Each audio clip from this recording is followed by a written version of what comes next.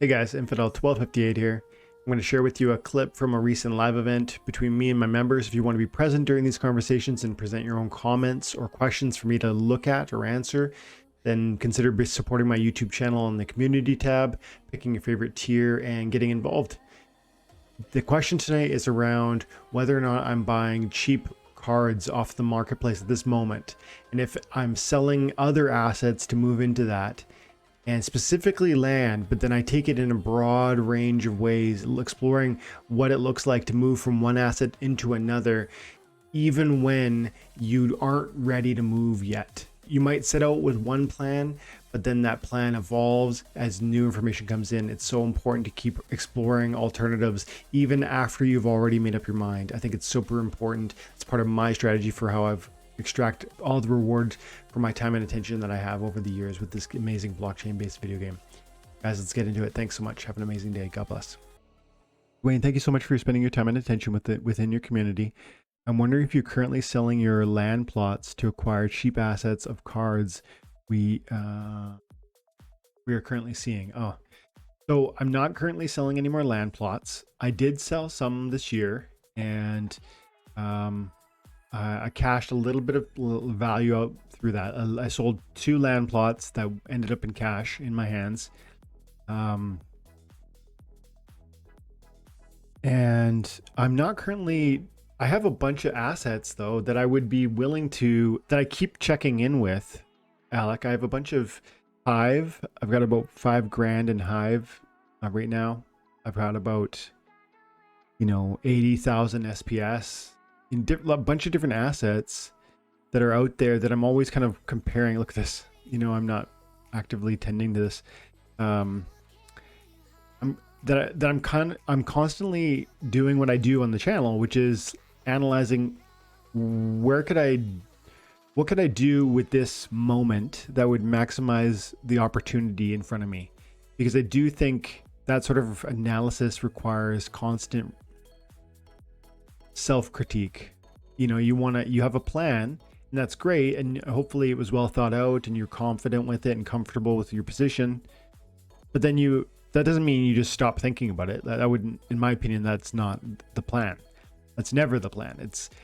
I think about what I'm going to do, I consider my options, I make a plan, I take steps toward that plan, but then I'm constantly asking myself if that trajectory that I set for myself was correct in the first place. As I'm getting closer and closer to target, is this still what I want to do? Is this still what I want to do? And at times you're going to say yes, and you're going to keep moving forward. And at other times you're going to say, wait a second, now that I've gotten to this new location, this new starting point, I have maybe 2 new options in front of me that are potentially juicy, and I'm going to take option B now, and I'm going to stop chasing this. So absolutely, there are times where I will do that. And even though right now I'm primarily, I've said that SPS is probably the single thing that has my attention the most in this game right now, and I stand by that. Not to say that land isn't super exciting. I think it is. Not to say that cards aren't. Not to say that packs aren't. I actually think all of those opportunities are really interesting. But for me, SPS is the one thing that I would, if I could only invest in one asset within Splinterlands, it would be SPS. Of course, I don't have to make that choice, but that's really how strongly I feel about it. And I say that because of so many things, but in part because of the governance model, in part because of the validator nodes and licenses and the sale process and the burn mechanics around how those are bought. But also in part because I believe that cryptocurrency has bull run and bear cycles that are predictable in nature, and within which all major cryptocurrencies, including tokens like SPS, will have their day in the sun that brings them into dizzying heights before they fall to terrifying lows. And that's just a normal process within a crypto token, in my opinion. So I believe that there's an opportunity for life-changing appreciation in SPS. So it's not, your question was like, am I buying cards? My answer is not right now. Your question is, am I selling land? Again, not right now. I like land, I like cards, but my fixation right now is really around SPS. And when I said earlier, like I set a trajectory and I walked down that path until I decided to move away. Right now, that's my path. SPS, trying to grow what I'm doing there.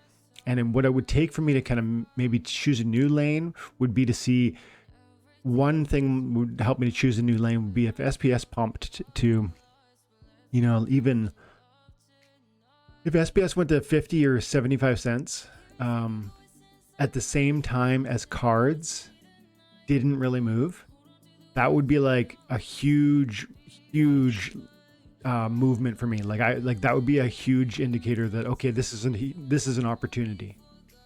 And I'll try to explain why, but yeah, let me just unpack why, because maybe it's not clear. Maybe it is, and maybe it isn't. If this moves 7x or 6x and cards are not, even my view is never, wow, SPS just moved 6x in that imaginary instance, I bet it's going to keep going. That's never my thought. My thought is, wow, it moved a lot in comparison to other things that I would love to have also. And those other things haven't appreciated, and I think they will. So this is actually an opportunity for me to move from one win into another win, which magnifies the first.